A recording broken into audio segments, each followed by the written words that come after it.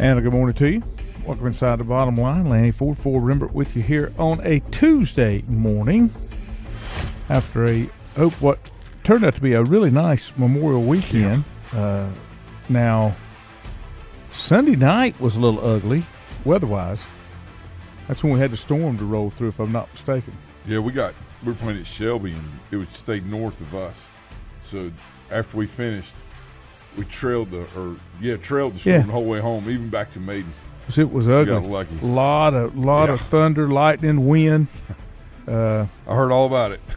I don't remember, or I couldn't tell if it was hail or just hard rain that was hitting.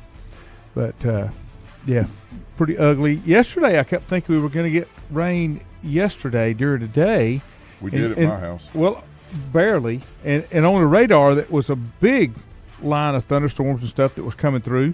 But the mountains kind of took care of that because it had to come. If we get a lot of moisture that comes from the west and got to cross the mountains, it usually wrings itself out before it gets there.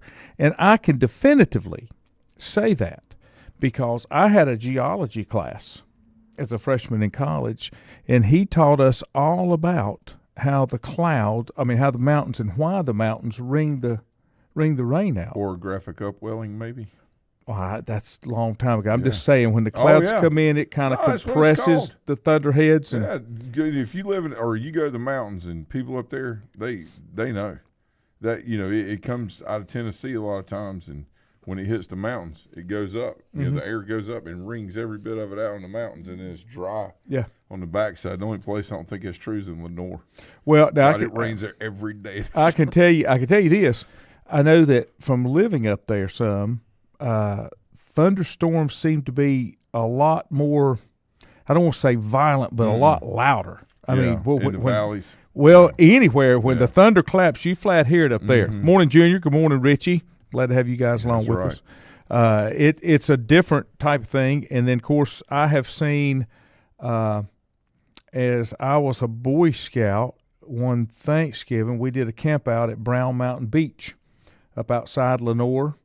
And we wanted to do some cold weather camping, and on Friday it started sleeting, and it sleeted Friday and into Saturday, and by Saturday night the ground was covered, tents were covered, and we had thunder and lightning snow. I'd never seen thunder and lightning snow, but you do in the mountains. You can see just about anything in the mountains. In case you haven't heard, and somehow I missed that he was even sick. The legend Bill Walton passed away. Had cancer yesterday, 71 years young. And I'll give you a trivia question that I just happened to come across this morning. Did you know that he and his brother Bruce, who also played at UCLA in football, Bruce was a backup left tackle behind Rayfield Wright of the Cowboys. Oh, wow. Okay, played for 3 years. Wow. They are the only set of brothers, and I'm trying to remember if it were that played in a Super Bowl and an NBA championship game won an NBA and championship game. Wow. I got to find that because that was that's pretty cool. Yeah. Now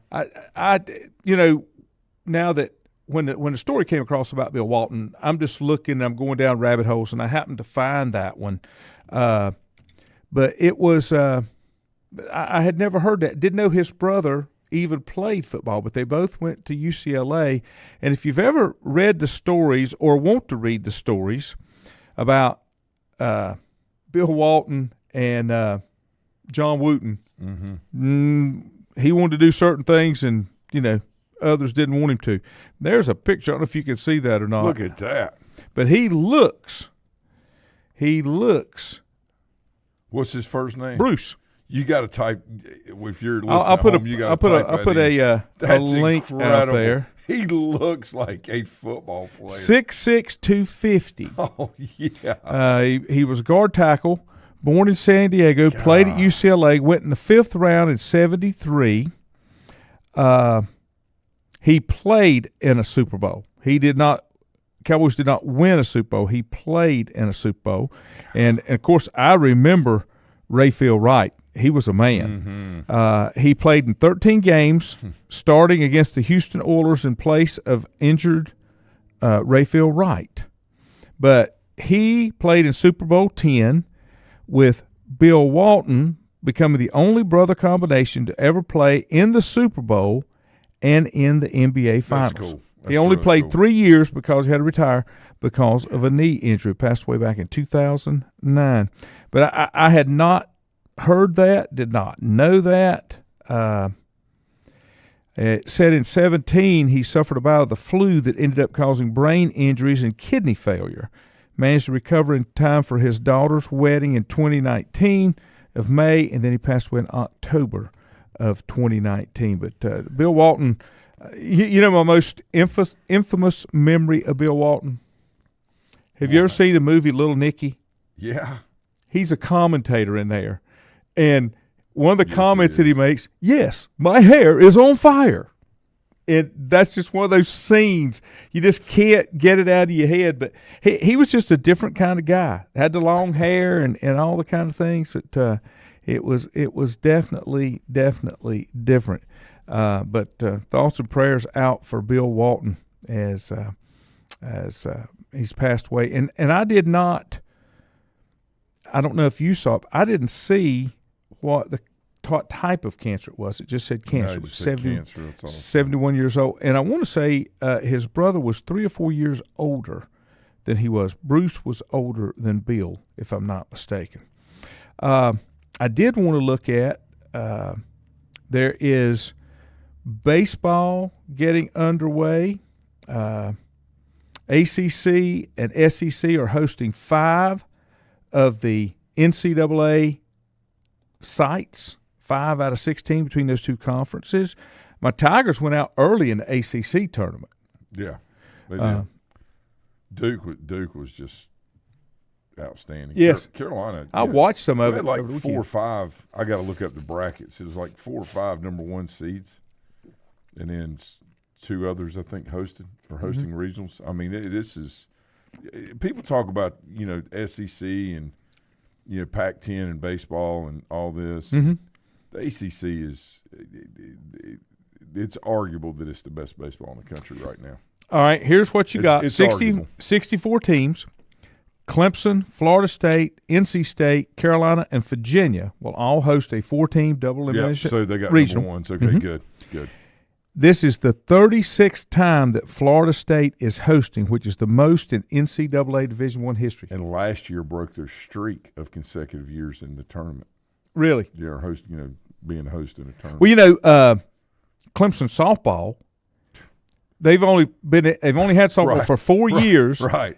And this is the first year that they didn't make super regionals. But how is that? I mean, how did they just got have outloaded. Softball for 4? They got outloaded. That's amazing. Tennessee, which won the SEC tournament, will host a regional and expected to be the number 1 seed overall at 50-11. That's pretty impressive. Arkansas, Georgia, Kentucky, Texas A&M are also selected to be host sites from the SEC.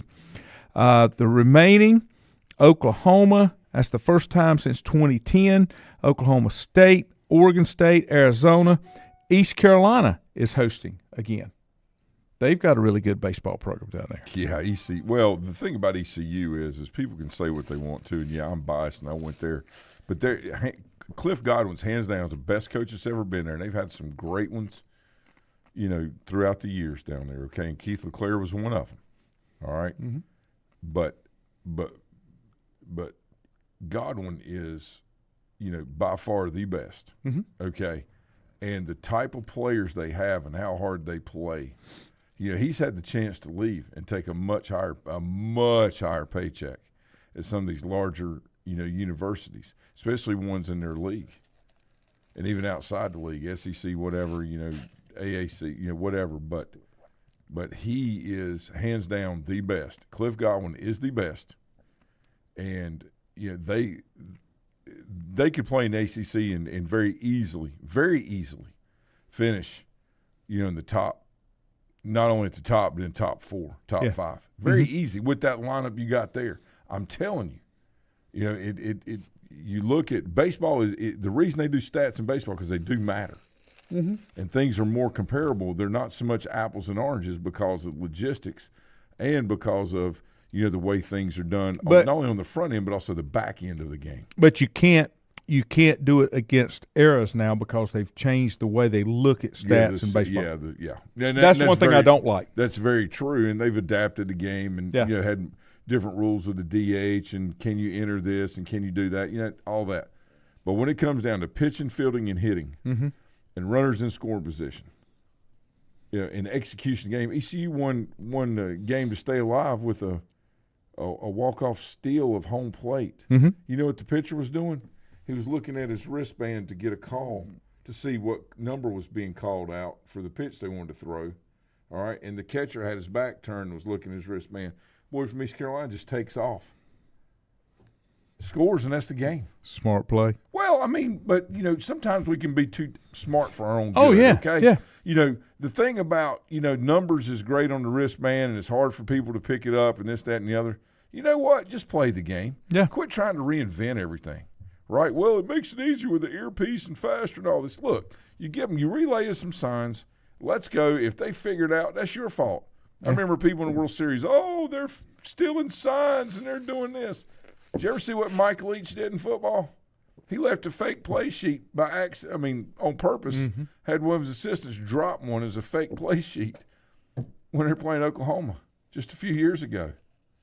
They're up there trying to decipher everything before the game. The defensive coordinator for Oklahoma's got it. Everything's great. Well, Leach set it up where they do the opposite of what he had on the damn thing. I mean, people are trying to steal signs and steal secrets and everything. That's just part of it. Part of the game. Espionage, right? Part we of the do game. that right now at Cherville. Part of the game. I mean, when I was coaching at Post 48, Terry Hall can tell you, we tried to take every sign we could. I had all the kids looking. Yeah. You know, I mean, it's just part of the game. Yep. You pick up patterns and see if they are consistent at. The 16 regional winners will advance to the best of 3 super regionals. And then those 8 winners go to the College World Series in Omaha beginning June the 14th. Now, when you get to the College World Series, is that a double elimination with the losers bracket? They do pool play.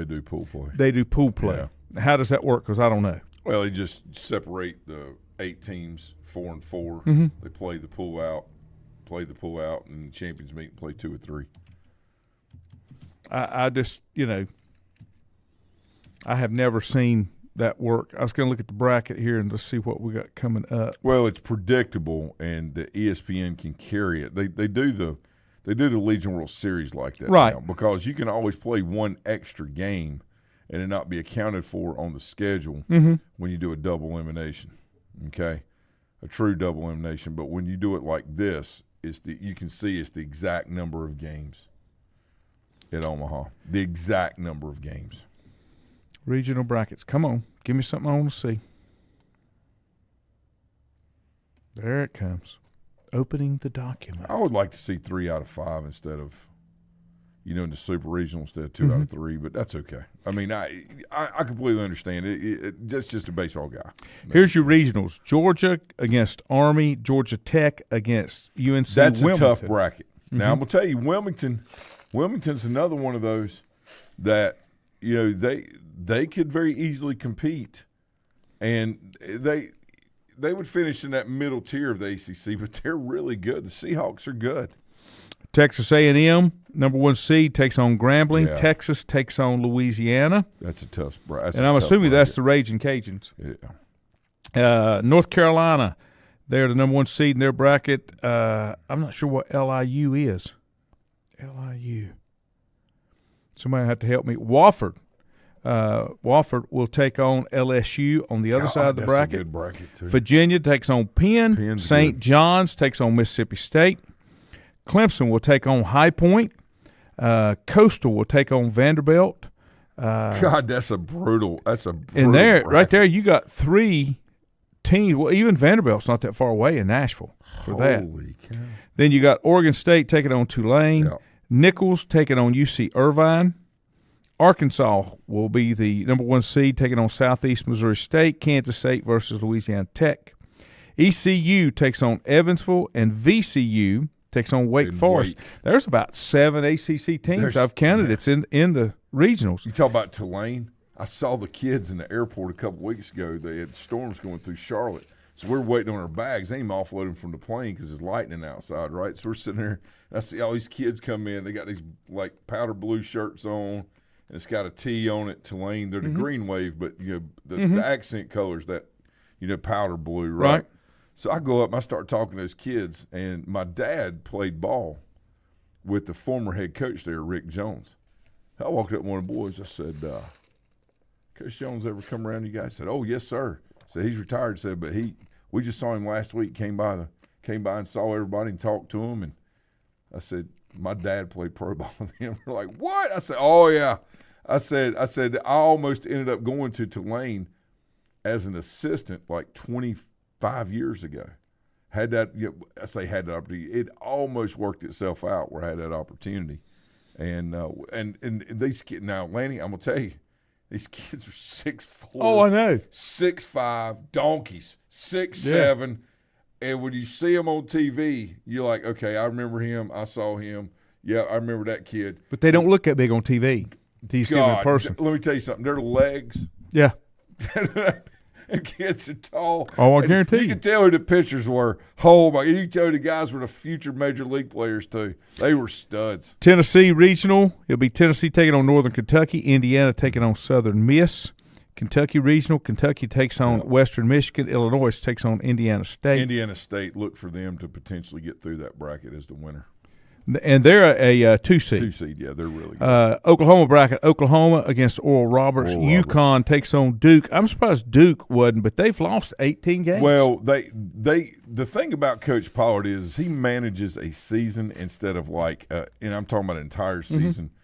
He's so good at what he does, and he's got the right mix of guys coming in. There's this often misconception about, well, it's so hard to get into Duke, and you got to have a certain player and all that.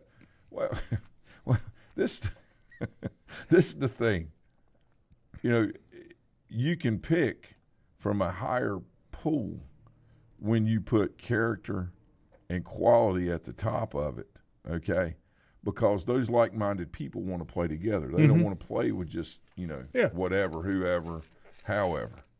And, when you start getting into the top-tier Division I baseball with your Dukes, your Carolinas, your States, Wakes, ECUs, they have a different pool to pick from. And, and Coach Pollard, like, even when he was at App, man, the guy knew how to manage a season. And he's got his kids playing.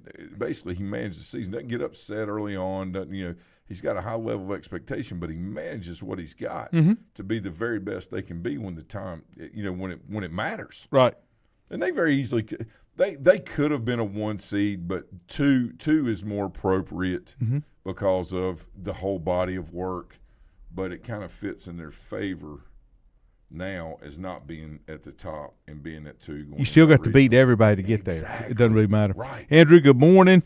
Richie said, I know Walton caught a lot of flack, but I will miss his ramblings during the games. I did find him amusing most of the time, and he was entertaining, you could say. Byron said his Hurricanes had their first losing season in baseball since 1957. Yeah, so my dad's fraternity brother, Jim Marsh at Elon, was the head coach at Miami for a long time. And J.D. Arteaga has taken over and done a phenomenal job. And, it's gotten in a league where, it's just not about Florida anymore in Texas with baseball. Kids are now training and getting very specific with science and doing some things. And you got facilities opening up all over the country. I mean, they're everywhere on Facebook.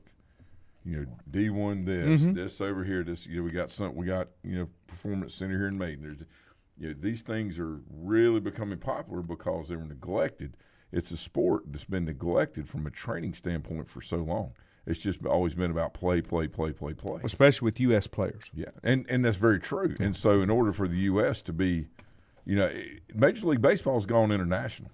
Even as much as basketball has. It always has had an international flavor, but it's a little bit more. It's more now. And the rules aren't as restrictive. Yeah. And not going off on a tangent here, but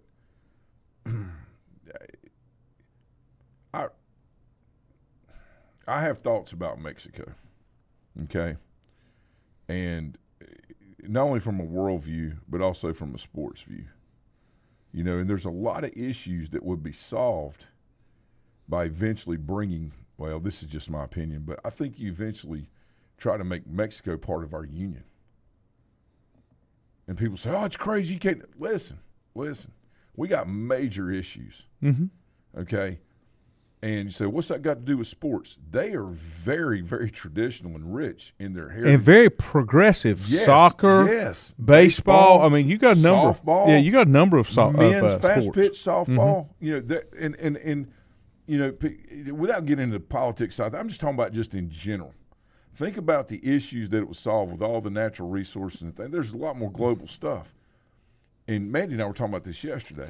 But from, you know, what it would do is it would just open things up so much more, you know, to the and again, people can be for.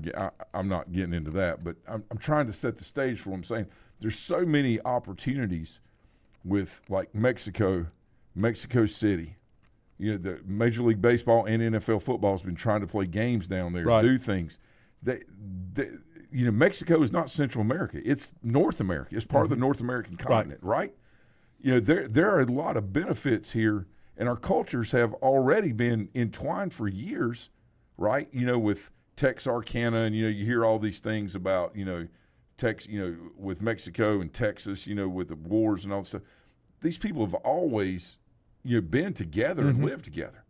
And it's more, you know, even today with the way things are going on at the border and all this, but the point is there's more opportunity that would expand down for our growing needs here in the U.S. as well. And from a multi-generational standpoint, as far as seeing how baseball and basketball and football and soccer has gone over the years, all of that could be melded together at some point. People say, well, that's too much money doing this. How much are we spending right now? Okay. If you were being creative with it, you probably could spend as much or less and have better controls over it than you got now. And it'd be an investment, right? Yeah. Where it's a win-win. Yeah. If that's even possible. Chad, good morning from Kitty Hawk. Andrew and Danny Hipp say that is Long Island University, LIU. Yep. And Todd said the same thing. I'm glad somebody's out there smarter than what I am. Let me take a quick break, back with more.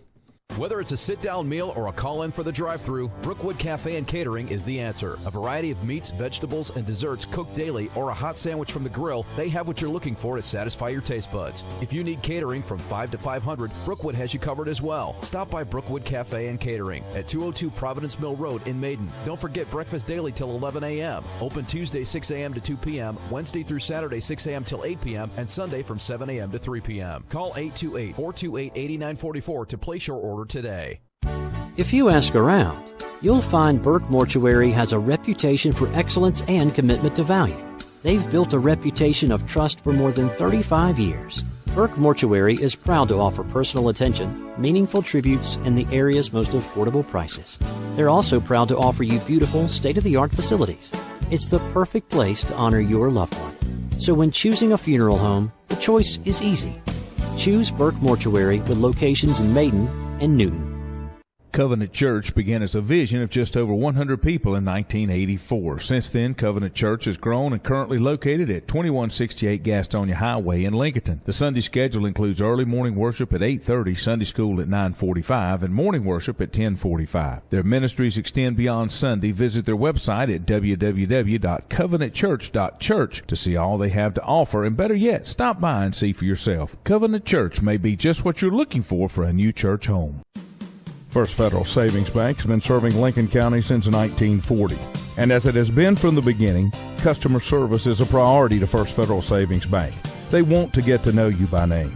First Federal Savings Bank has the convenience, the products, and the services that the larger banks have, but with hometown people that you see throughout your community. Stop in and visit one of their 4 convenient locations and see what First Federal Savings Bank has to offer you. Member FDIC, an equal housing lender. Untangling your headphones, finding the right remote, saying goodbye to your favorite shirt that hasn't fit in 10 years. Why are simple things sometimes so complicated? Thankfully, with Auto Owners, insurance doesn't have to be one of them. Auto Owners works with independent agents who live in your community and answer when you call, so you can worry about more important things, like finding a new favorite shirt. That's simple human sense. Call Mooney Insurance in Maiden or East Lincoln Insurance in Denver or visit MooneyInsurance.com.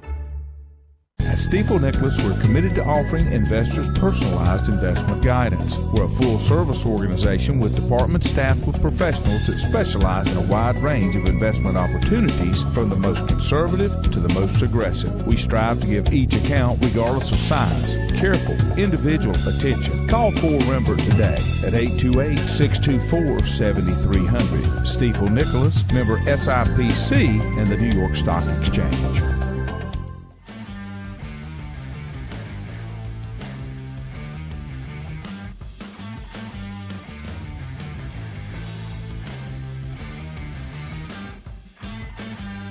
And welcome back. Glad to have you here on a Tuesday. I didn't do nothing yesterday. I could get used to that, I'm pretty sure. My wife says I'm a workaholic. I'm like, no, I work because I want. If I didn't want, I can promise you. Scott Klunger said Ford's busy with Cherryville American Legion baseball. Looks like he's enjoying it. Oh, man, we're having a ball. You better enjoy it. His boy's great, man. I love his kid. You better enjoy it because it's going to be there forever. We go inside and talk football. Is that you? I just want to make sure where it's coming from. Make sure it's okay. Hey, it's okay. Mike Powell does it all the time. It's got a phone in mind of its own. Man. I know. I just want to make sure. I'm like, wait a minute. I thought I cut that off over here. I'm not sure I did. Oh yeah. Yeah. Me and Carson, we talk football all the time, man. He's good. He's a good kid. He's a fine young man. We're having a great time. Boys are. We got a good group of kids there. Yeah, and makes a difference. It was strange because last summer, I talked about Terry Hull and I are really good friends, and of course I coached his boy Jacob at 48, and we talked last summer, and when they made a coaching change, I really heavily considered, going back to post 48 and coaching, and I just couldn't work it. Being a head coach is so much more intensive than just being a support guy, right? And I talked to Quinn, and Quinn pretty much told me, he said, Dad, I want to play for Coach Reynolds. I said, well, I might take the job. He said, well, I've talked to Coach Reynolds, and I really want to do that. I said, well, I mean, he kind of committed, to and Bobby talked to him all, like he does all the kids. He talks to them year round. He communicates with them. He checks on them. He's very good with them, and he's very good. Whether it's a kid that plays every inning of every game, or if it's a kid that's a role player, he checks in with them and talks to them about their role and the importance of it. And I mean, that's what good coaches do. But Quinn was really wanting to do this, and of course last year Hickory didn't release him to go play because he would have gone and played with Bobby last year, down there. And when they had a coaching change, Marshall McDonald, who's the CVCC coach, took the Legion job, and I've been helping him with the transition because there's a lot of stuff like paperwork, and I mean, it's real intense of all these background things and courses you got to take and everything. So I help Marshall, and Terry's the AD, Terry Hull is, and I've been helping them and get that thing going because this thing with Quinn is just 1 year, right? He's done. He ages out. Right. So, my thing is trying to help the post that I've been a part of for so long, and doing that and still supporting my kid, what he was wanting to do. And it's just one of those things. And Marshall's like, hey man, look, I completely understand. Sign and release. I said, this is my son. This is not me saying I don't want him to play here. Right. This is my kid. He really wants to go play, and I needed Quinn to have a meaningful experience. A lot of kids want to play for BD. Well, and rightfully so. But Drew, his son, has all the attributes, differently, but all the same things that and the approach they have and the way they talk to players and. The things they talk about, and just baseball guy to baseball guy. It's it's neat to be out there, but I'm just out there being a support system for the kids. I'm not I'm not a pitching coach or hitting coach or anything with these guys. I'm more of a whatever they need, right? And if they need to hit ground balls or fly balls or do flips in the cage, whatever. I'm okay with all that. It's just nice to – I've been out of it for about 10 years in baseball, and I say out of it, coaching competitive baseball, not, travel ball. It's not travel ball. It's not competitive. Right. It's different. You don't have a season that you're building for and trying to do this and that, right? You have weekends, right. Most of the time, or maybe a long tournament, 5 or 6 days. But you have multiple short seasons. Right, well, you do, and it's just different, right? But I like the competitive side of things, and getting into that. And Legion ball for years had taken a nosedive because they had too many teams. We had teams pop up everywhere. And what happened was you had a bunch of 8th and 9th graders now playing Legion A because they couldn't field the teams. They had to go get and the quality went way down. What's happened now? It started to reverse itself, where these 18 and 19-year-olds are now playing, and the arms that we're facing this year and that we'll face are as good as when I coached 12, 13 years ago, when we were really, really good. Cherville was really those older college kids. I mean, I had 7 in 2011 at Hickory. No, in 2009, I had 7 kids that threw 90. 90. And all we did was stand up there and drop bombs and throw 90. I mean, it was just crazy. And then, of course, you have injuries and challenges with that. But the Legion thing has really come full circle, and I've been pleasantly surprised. I was very hopeful, but the competitive nature is much better than what I saw in the Wood Bat League last year, which was a complete show anyway. And is Legion Wood Bat? No. And I'm glad. And Bobby and I were talking, Coach Reynolds and I were talking about this the other day. It makes no sense for a kid to swing a wood bat more than 8 or 10 pitches, getting loose, or, 14, if they're not going to be a pro guy. If they're not there yet, because the swing, it can actually mess some things up. You start swinging the metal like a wood, and they're two different swings, right? And people argue that and say, no, they're not. They're this. The weight of the bat is heavy. You have to incorporate different muscles. Bottom line, it's like laying on the bench. You've done this before. 2 45s on the bench. You just sit there and you start doing it. Put 3 more 45s on there. Now you got to incorporate some muscle, right? Same thing with swinging a bat. Small amounts, big difference. I saw a thing the other day talking about metal bats, and they were throwing some BP to some major league hitters and just letting them hit metal bats. They were rocket shots. It was unbelievable. They kill somebody. These guys are so good that they have to play with wood, because if they don't, I mean, literally they have to back the base up to 120 feet. You can't do that. Somebody would die.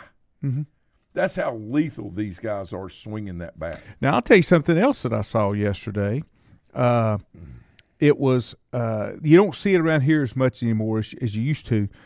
Slow pitch softball used to be huge when Howard's Furniture was in its prime. It was really big time, and I saw some on TV yesterday. And one of the things that I noticed in a pitcher in slow pitch softball almost looked like a catcher. I mean, like a hockey mask, a goalie hockey mask. Die. Terry Reinhardt. That worked us. Terry took a shot. I can't remember if it was head or chest, but it took him out for a little while because he played a lot of slow pitch softball back in the day. Slow pitch softball, when you get into the B and A levels, and like Howard's Front, those guys, but you get in B ball and A ball, and I played it one weekend in my life. One weekend. Played softball one weekend, all right? But you get those guys to control that bat, they can hit that ball anywhere they want to, and it's impressive. My story is, got back in town real late, about 2 o'clock in the morning, and it was the end of the season, and a lot of the guys that were done playing at ECU were going to play in a tournament down in Kinston the next morning.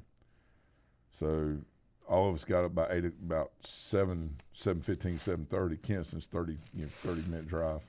Get down there. This is no lie.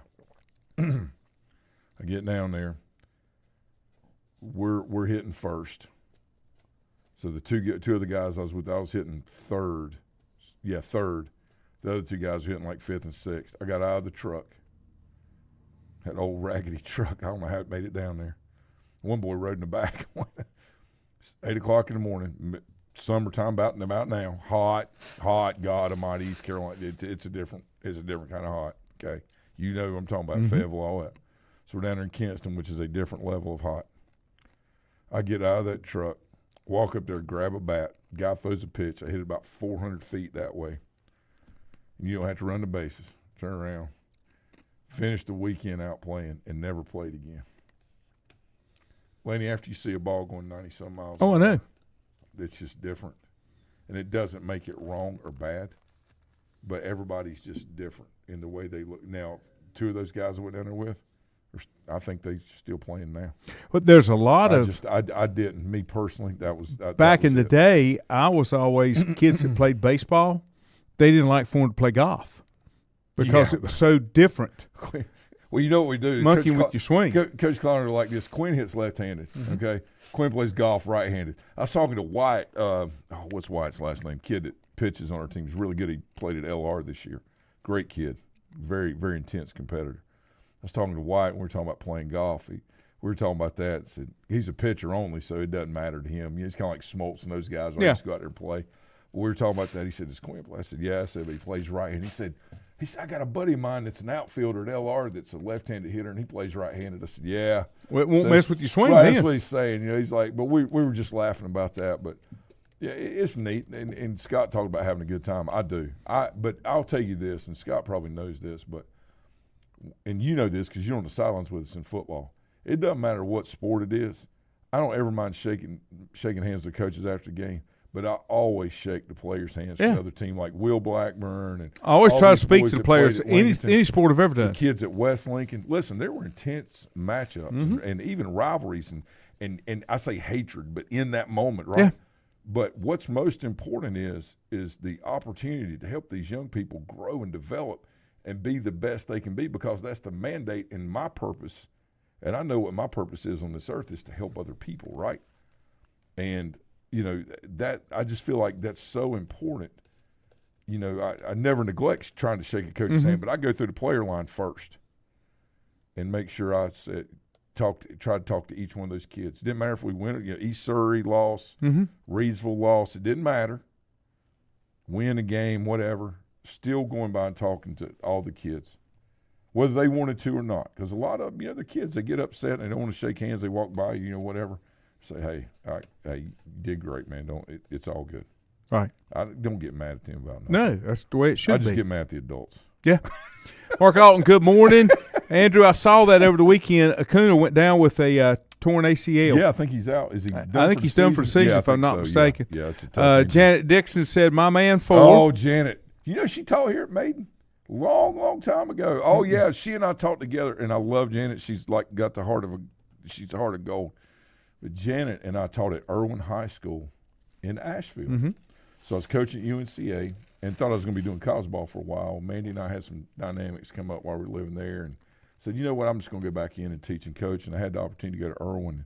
I tell you what, I learned a lot when I was there, and she and I were probably two of the most like-minded individuals. You know, we got to know each other, and and we worked in the gym together in PE. She's a very, very good teacher, very good teacher, and she was an excellent basketball coach. And yeah, she learned a lot from Janet. She's wonderful. Yeah.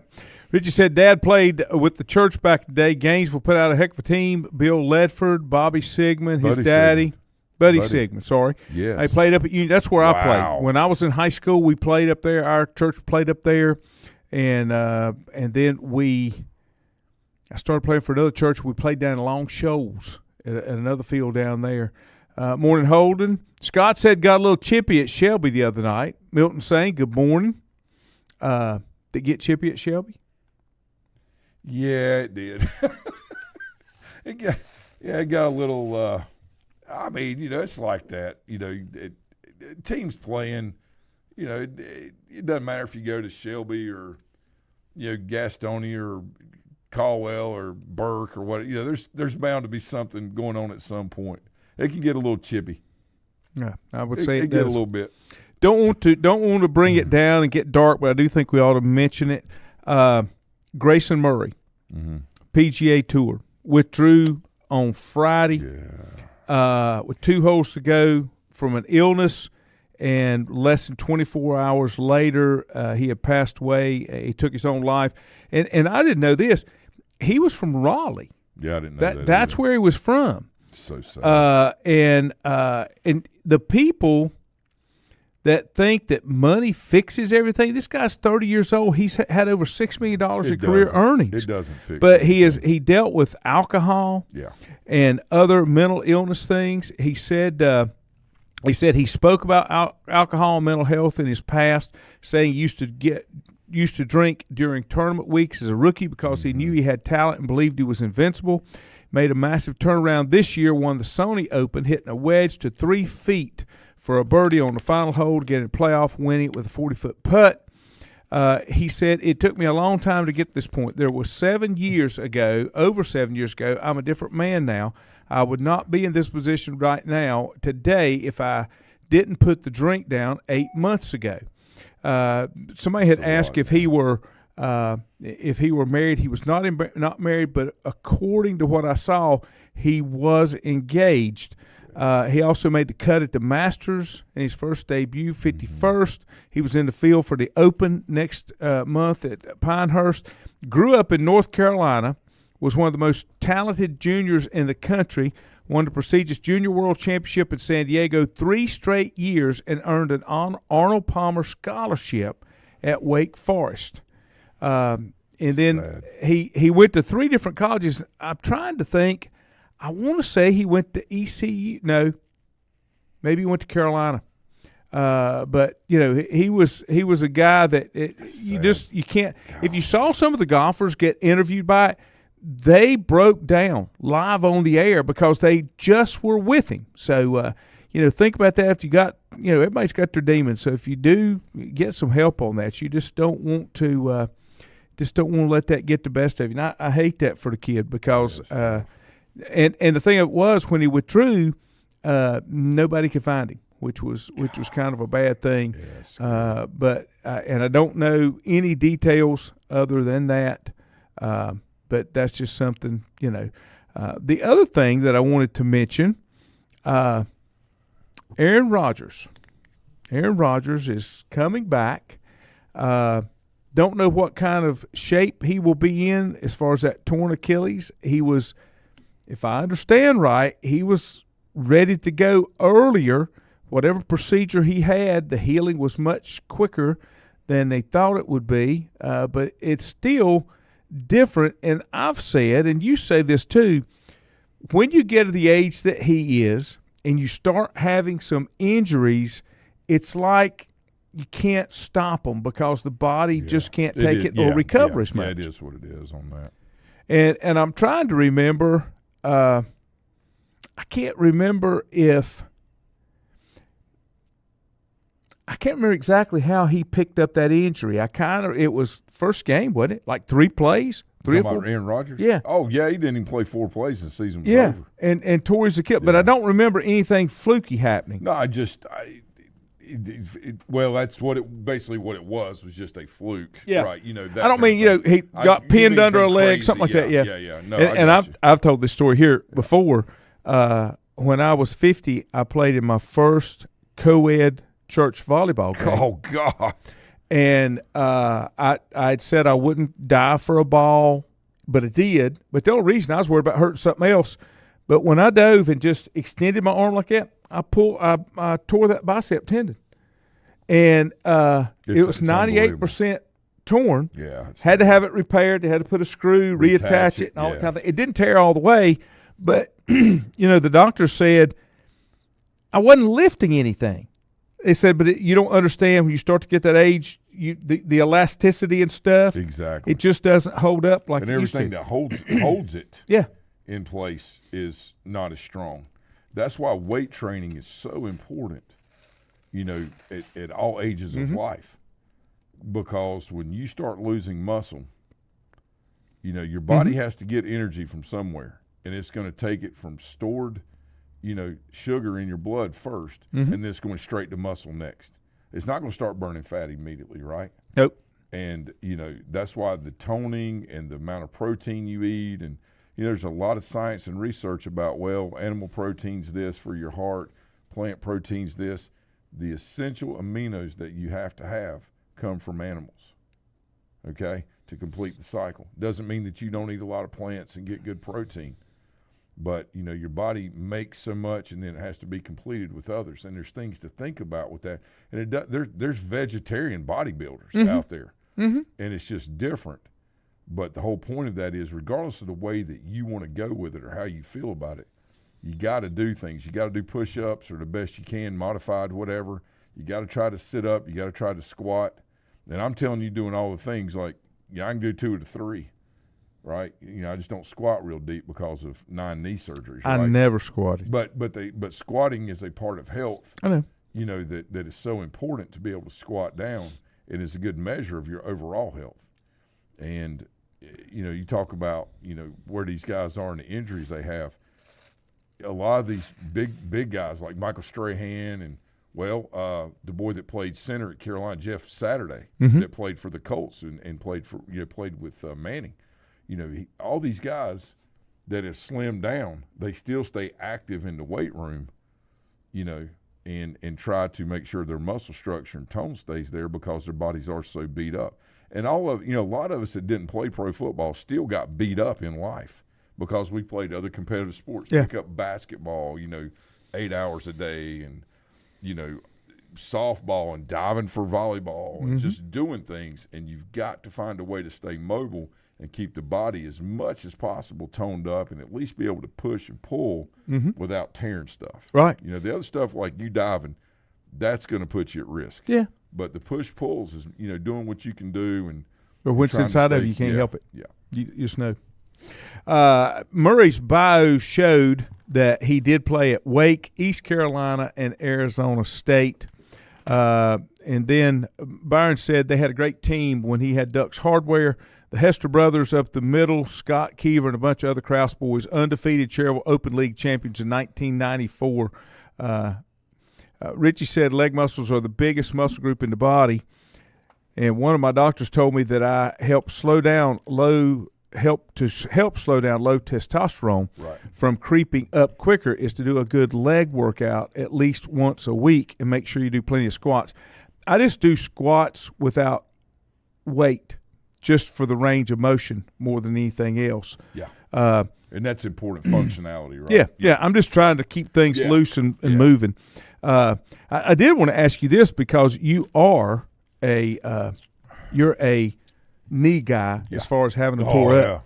So I've got a question. I've got an issue that when I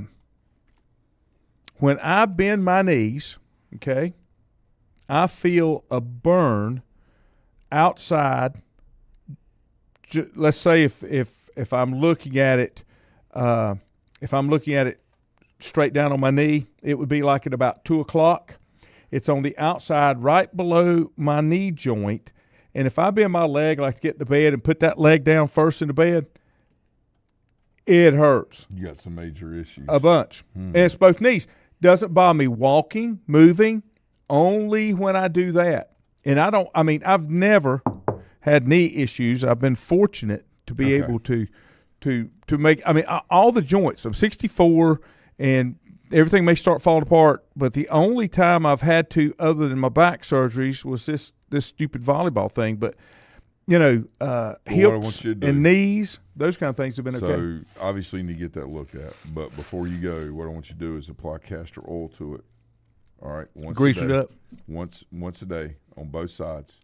All right? And let it – castor oil's changed my life, okay, from a functionality standpoint with my knees. All right? Not, people can say this or say that. We can only go off our own experiences. But it has really, really helped my shoulder and both knees as far as functionality goes. Where things were aching and hurting all the time, that's not the case anymore. And this is like a last-ditch effort before I have knee replacements, okay? I want to put those off as long as I can. Well, the people that have had them, once you get through it, it's a bad experience, but once you get through it, it's a great thing. Yeah, and right now with the things I got going on with the boys, and everyday life, with the job I have, and all, I don't like missing work. Even if I'm on, let's say people call it vacation, even if I'm out of town, never on vacation. Hey, look, and you went down there with me. You were the same way. You know what I was doing every morning at 5:30, right? You were up, I was up. What was I doing? You're on the computer. Yeah, man, I'm making sure everything's good. Everybody's taken care of. You got a lot of responsibilities. You have to make sure that, even though I want to be off, I still. And that thing with the knee replacement is, you got to dedicate this much time to that. You got to do this. You got to do rep. Let me tell you something. All that's great and fine and dandy, but right now I can function. Not well like I want to, but I can still function. Me too. All right? I can flip the ball in the cage. I can go over to the lab with my kids. We can hit. We can talk about things. I can get out and I can shoot foul shots. You know, I can barely bend over, but I can. Yeah. And I just don't have I'm not doing that right now. Yeah. I'm just not doing it. Let me ask you a quick question before we get out of here, because Juju and I touched on this a little bit last week. We didn't do one this week because I had papers. How long do you think before Justin Fields is starting over Russell Wilson? Or will he? Or is that an implied promise for him to be a starter because the Steelers aren't much to change things? Or does Russell have to get hurt? Or if Russ doesn't produce? That whole thing's confusing to me. The one guy that I thought that they had there that could do things was Mason Rudolph, which never got an opportunity to do anything. And that's fine. They evaluate him every day. They know their players. But when you're looking at it from the outside in, this is a guy that's 6'5", 6'6", rocket arm, can throw the ball over the middle, can hand the ball off in the stretch play, all of these things. Now we're going back to the gun. We're going to spread everything out. How are we going to power run out of the gun? How are we going to do that? Well, okay, so we're going to incorporate 3 tight ends out of the power spread, really? Is that what we're doing? Well, that's not a spread anymore. Well, you know what? It's modified. Bring it back in. Mm-hmm. Now you got tight end H back over here, or slot H that comes in. I don't know what – I don't even know what's going on. My thing is, if you want to be a championship football team, Jalen Hurts is a running back that can throw the football. Right. I don't see Russell Wilson or Justin Fields as a running back that can throw the football. And now that the Eagles – and I'm not flipping on it, I'm just giving an example. Now that the Eagles have Hurts and Barkley, they have 2 power backs that can run. Yeah. Jalen Hurts if he's not the strongest dude, 600-pound squat. I just saw that. Okay, if he's not the strongest dude, he's one of them, and he's a tough guy, and he's not afraid. And he doesn't do stupid stuff. Now he makes mistakes, but they are it's more in the realm of taking care of the ball, and it was just hey, great play on another team or bad decision, but he's not stupid with the ball. And I'm not saying he's stupid. I'm talking about the decision making. These other things, trying to be dynamic and run out here and outrun this guy and then throw it down here like this. There's only so much time in your life that you can bend down this way and throw it over here and it goes 30 yards that way, okay? Anybody can tell you that's any football coach. Well, Scott, if he's still there, he can tell you. Coach Clark can tell you. You've got to be able to run the football. You have to run the football. You can throw it all you want, but you got to have the threat of running the football. And the problem is the defensive ends, this is what the Steelers are going to face. They're going to face ends that are going to come get them instead of ends that control the line of scrimmage and can play lateral. T.J. Watt, and Bosa are the 2 that come to mind that can be line of scrimmage players and also pass rushers. Everybody else is a pass rusher. Micah Parsons is one of the most talented individuals you will see probably in the world. But he gets his blown up when they run the football. Not what he's geared to do. Well, but that's not and again, that's not a criticism of him. Like you said, that's not what he's geared to do. In the NFL, why would you not line up in with 3 tight ends? Okay? Or at least 2 tight ends. And they don't have to be tight ends on each side. I'm talking about tight end, H-back tight end, and power run the football. Because at the defensive end, that is not the one that's capable of covering that. But the other thing, 4 yards. Why would you beat them to death doing that? The other thing I don't understand, when you've got a quarterback, if you've got a quarterback that's got a certain skill set, you kind of develop and build around that skill set. And you bring in a backup that doesn't have that same skill set and has a different set of attributes, it's hard to be consistent if you have a quarterback that goes down or anything happens. 100%. I don't see Russell Wilson and Justin Fields being complementary quarterbacks that you're running the same type of offensive philosophy between those 2 quarterbacks. I just don't understand how in 2 years you can have a number 1 draft pick who absolutely the franchise is sold on, and then 2 years later he's out the door, and now you're going on to Trey Young's another one at the 49ers. Trey Lance. Well, this is what they said about him, and that's a great point. They said they almost knew from the first month that he was incapable of doing the things that they wanted him to do. I watched bad evaluation. And the point was with Lynch and those other guys is, Shannon, you don't know truly until you get them there. But the only thing that I will say about what the 49ers did that a lot of teams won't do, they will recognize they made a mistake and move on. We got to fix this to That's keep what they moving. did. Yeah. They said Brock Purdy can actually distribute the ball better, do the things we need him to do, and he does it at a higher level. They said that Lance was not completing passes in practice at a high enough ratio, consistency enough, completion Caleb percentage. Williams is doing that now at Chicago. He threw 7 interceptions in a practice. Listen. Let me tell you something. That's I hope all these guys do really, really well. But I think next to being a GM in football, the weatherman and being a GM in football are the two safest jobs. Yeah. Because they make awful friggin' predictions. I guarantee you I can sit down with Scott Cloninger, Darren Ponder, Matt Bean, David Avery, and we could sit down and evaluate things together as a group and be as good or even better than some of the stuff I'm seeing. Mm-hmm. And I really believe it has to do more with selling commercials and things being hyped up than it does with the overall. And the narrative-based assumptions that have been going on for so long are starting to fall by the wayside because they're losing hundreds of millions of dollars based off of things that really don't matter in football. Mm-hmm. Does it matter how fast you are? Yes, but you have to apply the speed in the direction of the game that allows you to be successful and allows others around you to be successful, so you can continue to move forward. All of those attributes don't matter unless you can apply them inside the skill sets that you need to play the game. Well, Necessary Roughness, the movie. Mm-hmm. Featherstone was the fastest dude in the history of the world. They said, don't throw it to stone hands. Yeah. Finally at the end of the game, he bobbled one around and caught it. But the point was, they had the fastest guy out there, but they weren't ever throwing the ball because you couldn't freaking catch it. If you want to see the difference in opinions and evaluating talent, if you haven't seen this movie, I'm going to give you a great movie that you need to watch. Trouble with the Curve. Yeah. That's a great one. It is. How scouts get on certain things and think Won't they've got let it all off. the answers, but they don't drill down enough into it to make sure. I got one for you. I got a kid at Post 48 13, 14 years ago. Great player. He's big-time Division I hitter. A great player. Plays first base. Great hitter. I'm talking to all these schools around. Well, he's just he's a bad body guy. That's what they say. His body this. I don't know. So he ends up leading the Southern Conference in hitting, goes to Western and just absolutely crushes records. Southern Conference. Unbelievable.